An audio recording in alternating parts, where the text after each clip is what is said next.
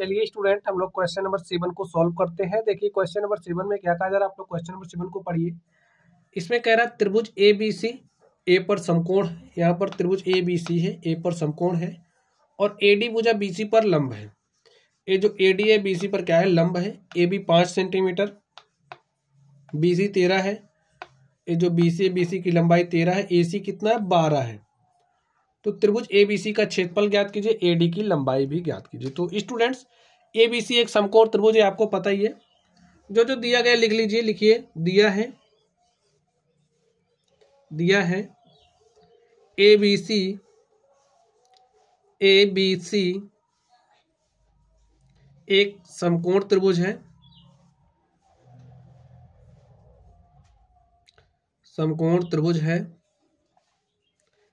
जिसका कोण ए समकोण है, जिसका कोण ए क्या है, समकोण है।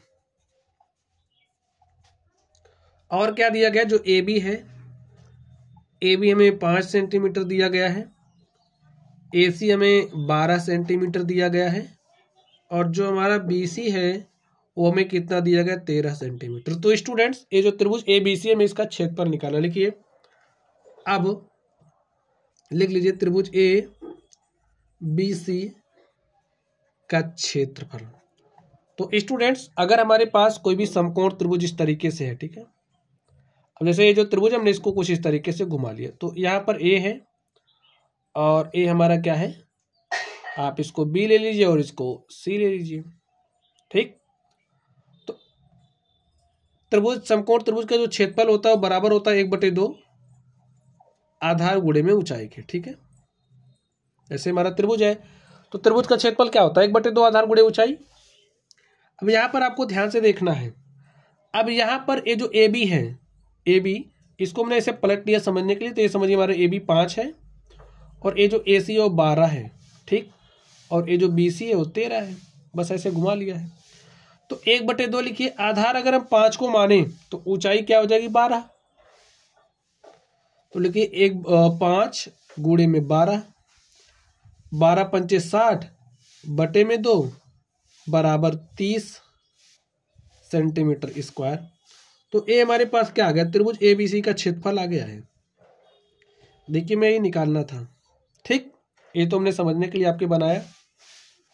तो हमें त्रिभुज ए बी सी का क्षेत्रफल निकालना था, हमने निकाल लिया। अब आगे देखिए क्या बताना है, ए डी की लंबाई। तो ये जो ए डी, हमें ए डी की लंबाई बताना है। अब आप लोग फिर से ध्यान से देखिए, ये जो त्रिभुज ए बी सी है, त्रिभुज ए बी सी का क्षेत्रफल हम एक तरीके से और निकाल सकते हैं। देखिए कैसे, अगर हम इसको आधार मान लें और इसको ऊंचाई ले लें, तब भी हमारे पास त्रिभुज का क्षेत्रफल आ जाएगा। लिखिए, त्रिभुज ए बी सी का क्षेत्रफल क्या है, होगा 1/2 आधार गुणे में ऊंचाई के, ठीक है। अब ध्यान से देखिए, 1/2 आधार कितना है, देखिए आधार बी सी है, तो यहां पर हम बी सी का मान लिख दे रहे हैं 13।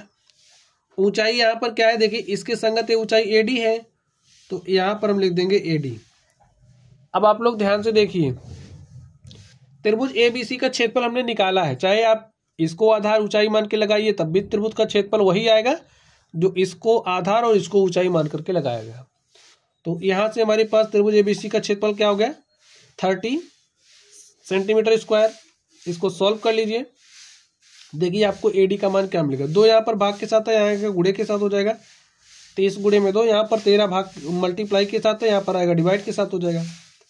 तो इस तरीके से आप देख सकते हैं हमारे पास ए डी का मान आ चुका है, 30 दूनी 60 बटे में 13, ये हमारा ए डी है। और हमें ए डी निकालना था, हमने ए डी निकाल लिया। लिखिए, अतः त्रिभुज ए बी सी का क्षेत्रफल 30 सेंटीमीटर स्क्वायर है तथा ए डी की लंबाई इज इक्वल टू 60 बटे में 13 सेंटीमीटर, ठीक है। तो प्यारे साथियों, इस तरीके से जो हमारा क्वेश्चन था हमने इसको सॉल्व कर लिया है। चलिए आप लोग पढ़ते रहिए, अगर आप लोगों को कोई भी डाउट हो तो कमेंट बॉक्स में कमेंट करना। वीडियो पसंद आए तो आपका काम है वीडियो को लाइक करना, चैनल को सब्सक्राइब करना। चलिए आप लोग पढ़ते रहिए। Thank you.